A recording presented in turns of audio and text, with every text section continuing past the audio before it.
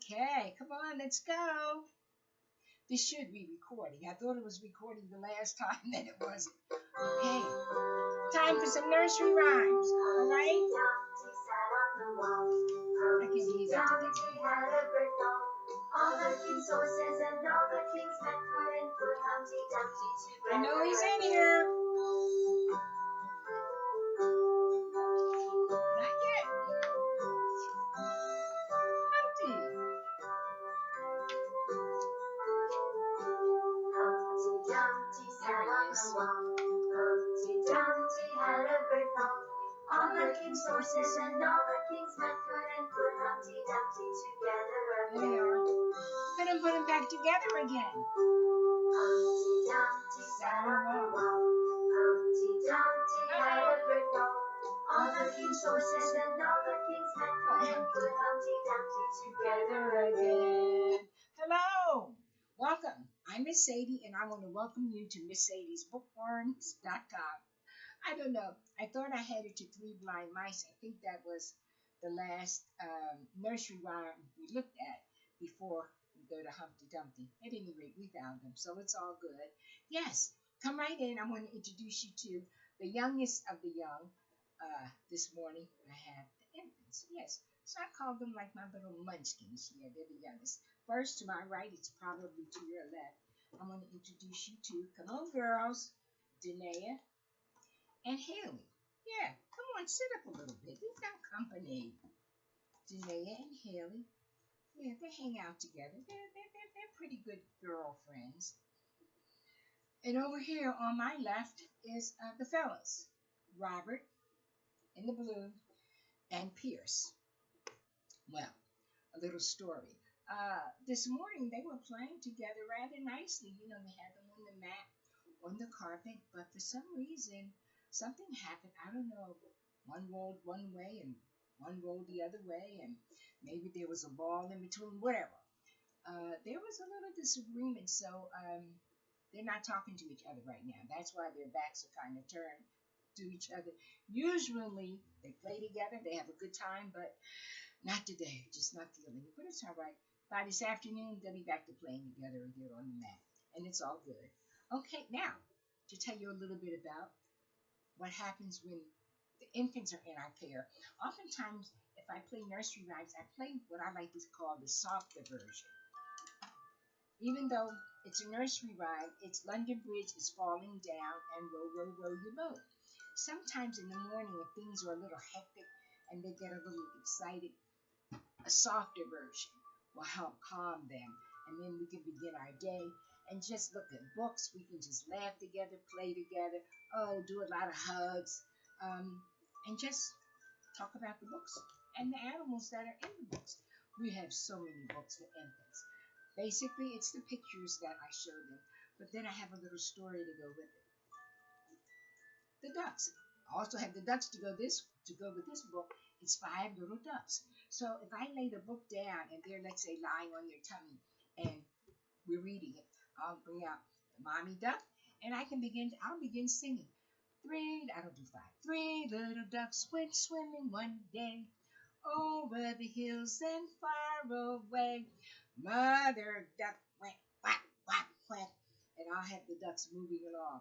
And then 2 little ducks came waddling back. Yeah, and she had 3 and 2 went away. 1 went away, she got left 2. Okay, anyway, I get the math. I'll get it straight. But that's what I do. You know, there's no, I don't know, specific way to do it, so long as we're having fun. Oh, and then we do the frogs.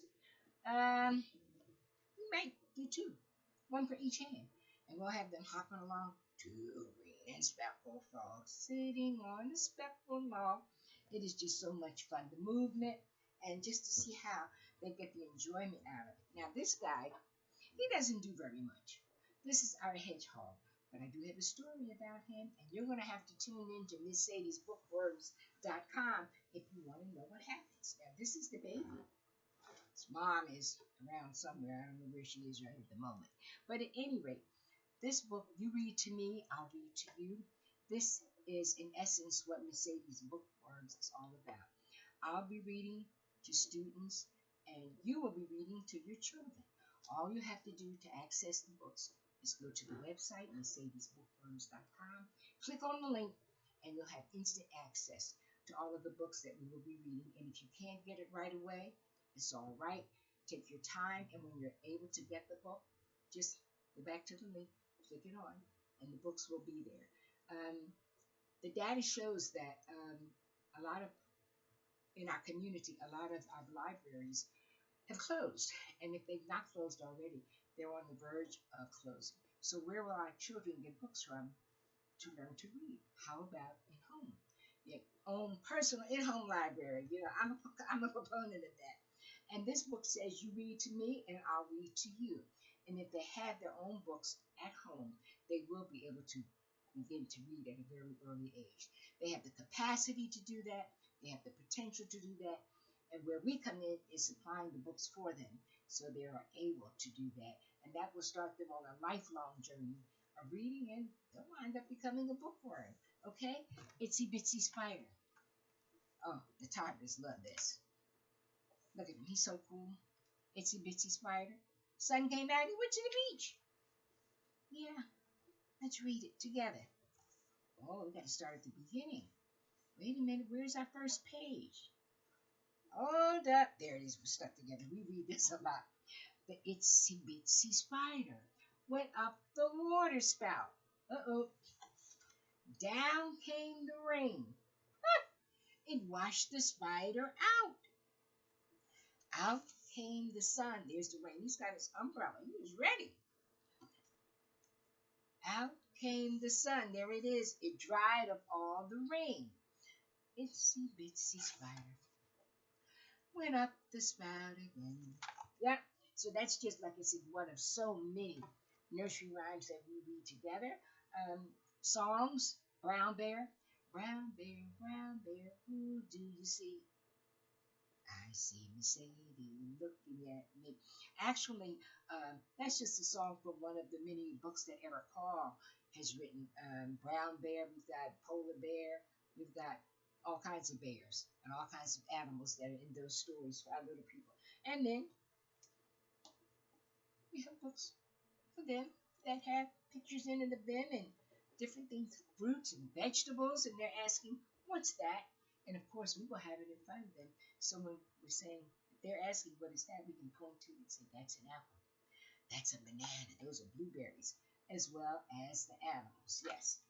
I'm trying to think. There's books about science, the stars, the moon, the universe. Books about friends. Books about families. Books about sisters and brothers. And I have one special book that I read for the preschoolers and pre-K class. It's about two homes, and it's about children who have a mom and a dad, but they live in separate homes, and they go and stay with mom one weekend and perhaps dad the next weekend. So it's all good. These are our children's lives, and books and stories help them, I believe, navigate what's going on in their lives. So let's see. Oh, yeah. How about this? When they get sick, what do they need? They need some mommy medicine. Yeah.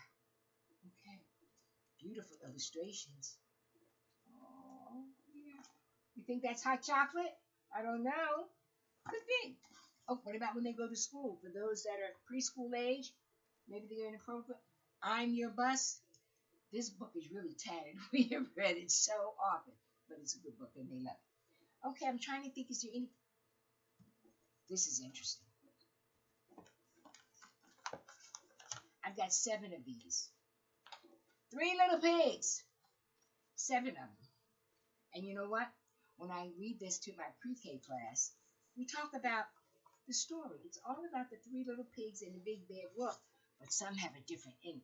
So when we talk about the authors as well as the illustrators, we have to think about and come to a conclusion as why are some endings different? It's all about reading and understanding and trying to figure out what's going on in our stories.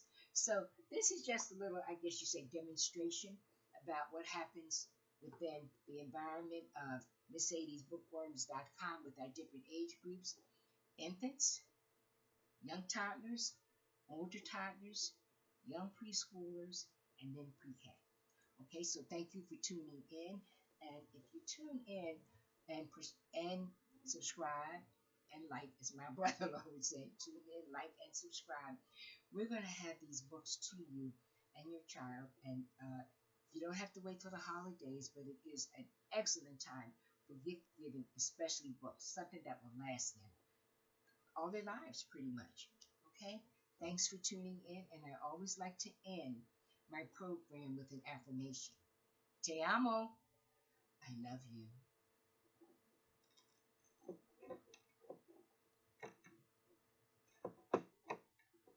Okay, let's see if I can get this off the end here. Oh, oh, there we go. I got it this time.